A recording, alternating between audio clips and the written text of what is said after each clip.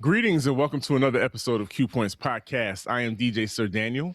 And my name is Jay Ray, sometimes known by my government as Johnny Ray Cornegay III. And we're about to dip right into our childhoods because this thing here was a major dance. It sure was. And Sir Daniel, to that point, how major is this dance? What's your hot take on the dance, the WOP? So, this Black History Month, we are delving into dances, line dances, things that you don't really think about, but are very, very important to the culture. And we want to recognize a hood dance that started in the 80s, bubbled out of the golden era of rap and hip hop. And I say, in my opinion, is the quintessential hip hop dance move that never gets old. You can still do it to this day. It's still relevant. It still looks cool. And I might sound like an old man saying this, but the WOP is the best hip hop dance ever. Yes, I said it. It's the best hip hop dance ever. And I believe it is so because there's a simplicity to it, but I think it just looks cool. It does. I think it looks cool. I think it's easy to pick up on. It could be done at various speeds, and you don't have to. It doesn't require a whole lot of aerobic. No, it doesn't require like a whole lot of aerobic, movement and power for your body, but still it's effective. I don't know. I think it just looks cool, and it's just so dope for me to see. I loved seeing it in music videos. And what did you think of the WOP? Oh my God, I love the WOP. And I agree with you. I think from a hip hop culture perspective, there's not a more defining dance for the culture. Like when you think of hip hop dances, yeah, there are a ton of them. You could talk about the Running Man, you could talk about the Pee Wee Herman, you could talk about the Cabbage Patch. Yes. But the WOP was squarely hip hop. And there are a couple of things, and I'm curious to know what you think about this, Sir Daniel, but I do think that the WOP represents a couple of things. One, to your point, it is a dance that allows, that also gave hip hop a tempo for a period of time, right? So the songs that were created in particular around the time that the WOP was popular kind of had a specific flow so that people could WOP to it. So that's one thing. Yes. But I think the other thing that makes the WOP unique is, like Black culture, we love nuance, right? So we have a lot of ways to do a thing or say a thing, right? So that we're conveying a message to someone.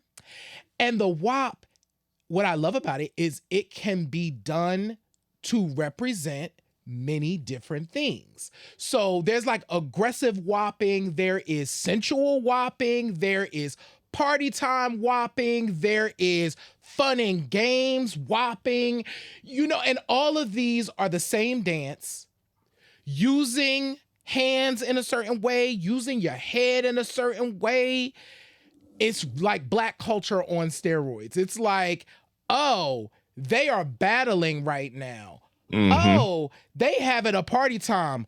Oh, they really into each other, but they're WOPing. It's just it's all a different variation.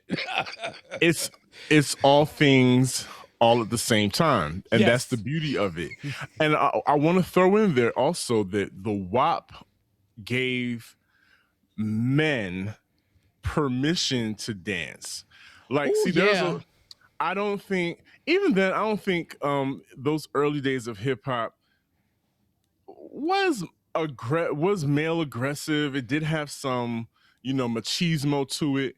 But I think dances like the WOP, your hood dude, you know, your block hugger, he could do the wop, but he can have a serious like Yeah. snarl on his face, Yeah. and still be cool, still be moving to the beat, and not and still have a young lady feel like, oh, she can engage him in this dance because he's doing it, but even though he's doing it from a b-boy stance, and he's, you know, he's looking assertive, he's looking aggressive while doing it, but it still gave him permission or an outlet to move his body and still retain some masculinity, some, you know, machismo at the same time. So that's why the WOP is everything everywhere all at one time. The best. That's why it's the best. That's why it's the best. I'm also curious, right? So hip hop, in particular our era, and y'all Gen Z folks and Gen Alpha, let us know what's up in y'all era. Cause I mean,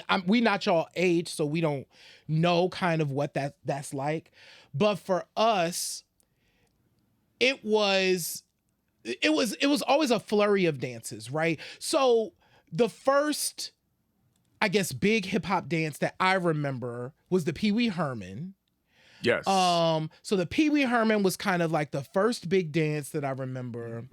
And and the WOP kind of came in. I would love to know too. There's no documented history on who was the first person to like do a WOP. It's clearly tied to New York historically, but like how it came to be is interesting. I'm wondering if Eric B and Rakim had something that sound of the way Rakim was producing had something that kind of gave it this like thing. I don't know. But what we do know is that it's the 40th anniversary of Woppit. 1986, Woppit came out. Now, I got Woppit later. So you were in New York at the time. So I didn't hear Woppit until maybe a decade later after it came out. What was that like? Because that came out and then was like, it was like a fork, a dividing line. Like the WOP is a thing. Yeah, so Woppit by one B-Fats, an MC out of Harlem, which kind of, so it kind of lends to this, well, did it come from Harlem? Because I do, even though B-Fats was the first and to my knowledge, the only rapper to name a song after the dance, that particular dance called the Woppit. So, but when you look back at say a Dougie Fresh is All the Way to Heaven. Yeah. The girls were dancing, they were doing the WOP real heavy in that video. Yep. And that tempo that you were speaking of, that particular, you know, 98, 99 BPMs with the, I don't know how to explain this sound effect, but it was very present in a lot of Dougie Fresh and Herbie Love Bug productions. But it was that, oh yeah, yeah.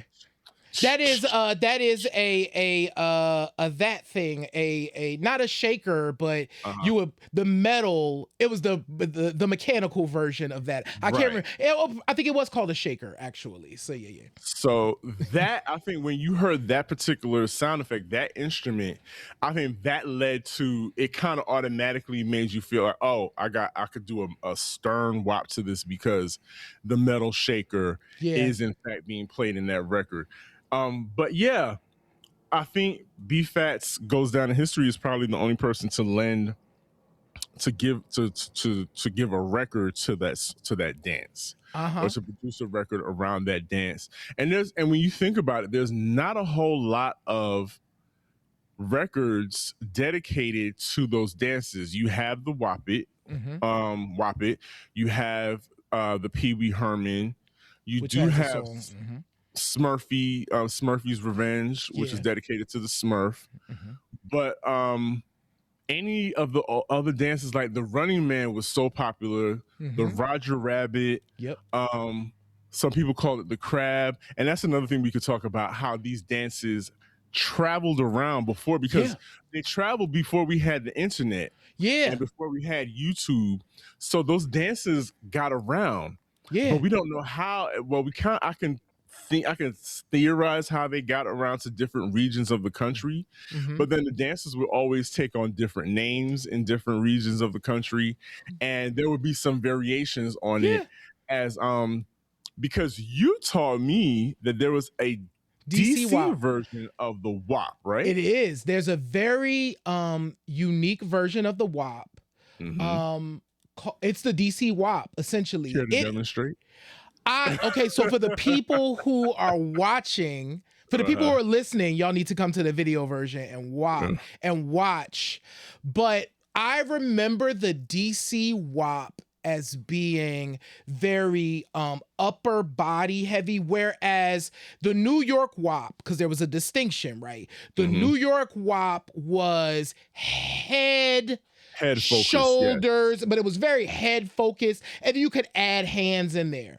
The DC Wop was upper body hand focused, where it was like a wave, and you went to the side, back and forth, double time, da, da, da. So it's very similar.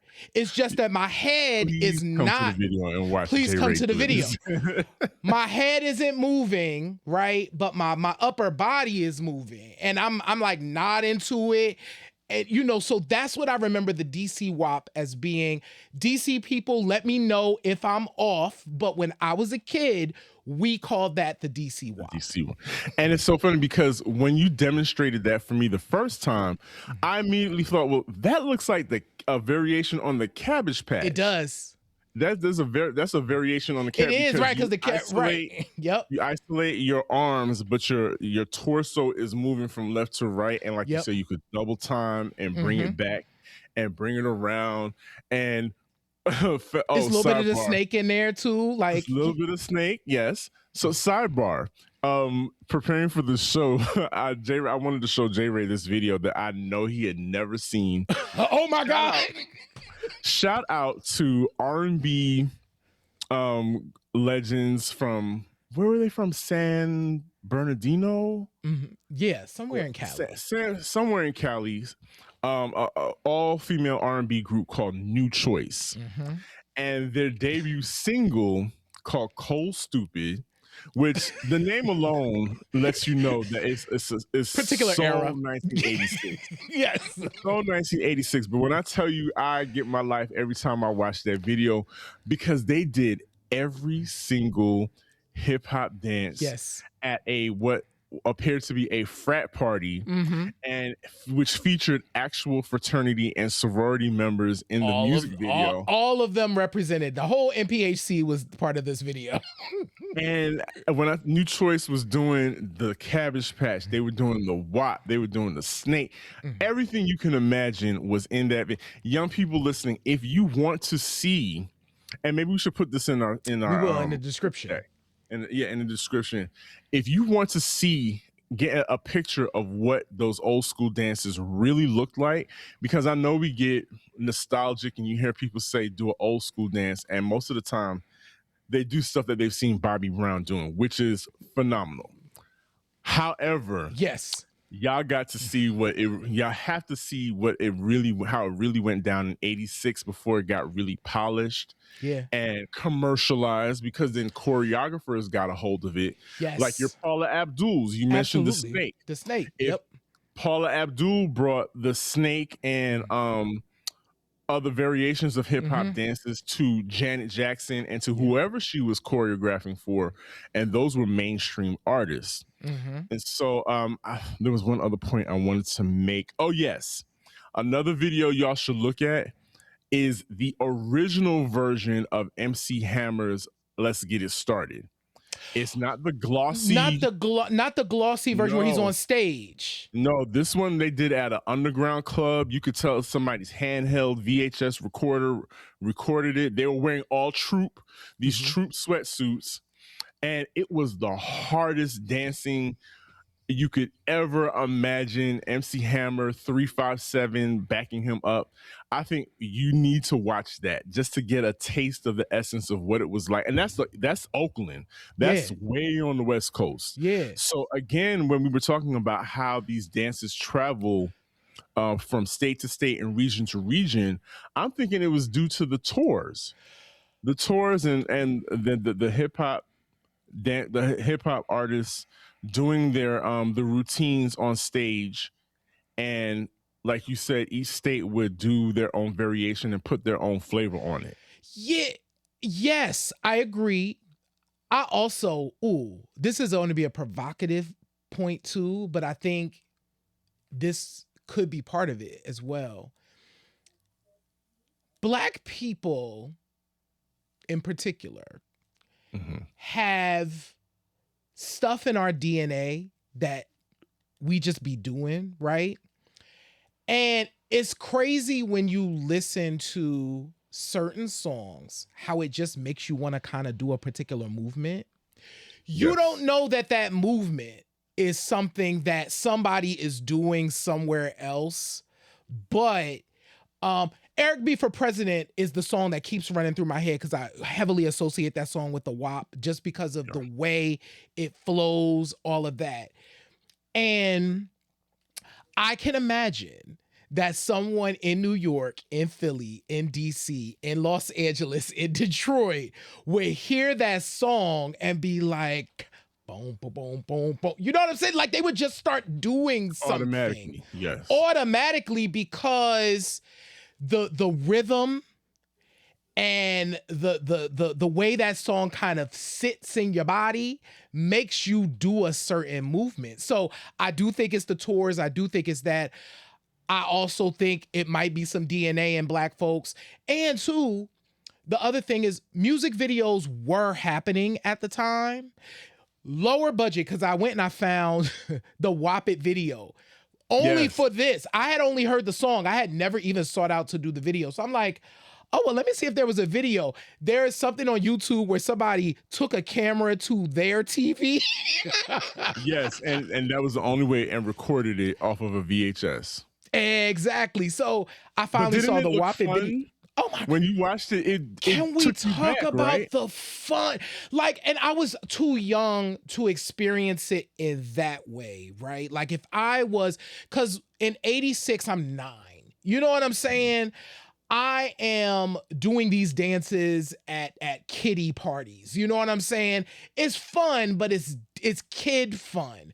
Yes. I would have loved to be at the teen club. So by the time I start going to the teen club, the WAP is already done. So this is 91. I'm at the teen clubs. We're running man-in and cabbage patching and doing all of this other stuff that I wasn't doing the WAP for real. So it looked so fun. Just looking at the fashions, the girls in the hair, the asymmetricals, and the dudes with their troop on and their hats. And I'm like, oh, what a time. So I think the takeaway then is, like everything else, the WAP and all the dances that became formulated off of golden era hip hop music was something natural because it was genetically coded within us. Ooh. And there was something about the music that unlocked that within us, within that generation, to create those dances. Because I said the same could be said about all the dances that our parents, you know, did, where they were doing the, not the jitterbug, but the mashed potato and the mashed potatoes and all of those dances, and they were having the time of their lives too. Yeah. So I think so. Then there's something to say that the music unlocks a code within us that we all have, and it just changes from generation to generation. Man, and ooh, I love that you talked about this, that code, because I do think that's the part about where the music is today. That's the scary part, right? Because if the musicians don't tap into that code, producers be knowing, right? Be like, if I drop this hi-hat just like this, they're not going to be able to resist it. Or if this bass does just this thing at this time, it is going to do something, right? If we lose those recipes, I think, that's the scary part. We Yeah. lose that access to the code that brings us the joy to the thing, right? So I've been telling my brother this forever. I've been fiending. I've never said this to you. I've over the last 3 or 4 years, I've been fiending for a party that is a time traveling kind of party. Because Shuffled Up, so Heat Wave by Martha and the Vandellas shuffled up one day. And I was like, this thing goes so hard, right? Or Edwin Starr's, 25 miles, right? And I'm like, this song goes so hard, I want to dance to it with other people and have that experience. But I also want to hear songs from the golden era. You know what I'm saying? I also want to hear house. I also want to hear all these things. These code unlocking songs. I want to hear them and I want to dance to them. I will say this. You can find parties like that. I think what you will have to do is it'll typically be like a vinyl experience party, because most vinyl parties are open format, and you definitely go on different journeys when it comes to vinyl selectors. And that's why it's so important that spaces are made for vinyl selectors and parties are curated for those experiences, because J-Ray, you're not the only one. I'm willing to bet dollars to donuts that somebody's watching or listening to this would be right up there in that party with you. And so it's doing the twist and the wop up to us. Yeah, it's up to us to to when we hear James Brown going, baby, baby, baby, hey, you know exactly what to do, and let that code be unlocked in us. All day. Y'all, thank you so much for tuning in as we talk about the WOP. We're having such a good time for Black History Month, just talking about dances and what they mean for the culture. But subscribe to the show. If you could see our faces and hear our voices, we would love it if you subscribe. Share the show with your friends, family, and colleagues. It is absolutely free, but it helps us to be able to grow this thing that we're doing here at Q Points, these conversations. So if you dug this, share it, right? Subscribe to the show in that way for free, but also become a member. So becoming a member helps us to keep the lights on in Q Points land and keeps us being able to do this show. And you can subscribe by visiting our website at qpoints.com. Also on our website, you can check out our entire archive of shows. Check out our Substack. We got a lot of dope stuff over there on Substack, and shop our store at store.qpoints.com. We appreciate y'all. We love y'all. We absolutely do. And what do I say after every show? In this life, you have a choice. You can either pick up the needle or you can let the record play. I am DJ Sir Daniel. And my name is J Ray, y'all. And this has been Q Points Podcast, dropping the needle on Black music history. We will see you on the next go round.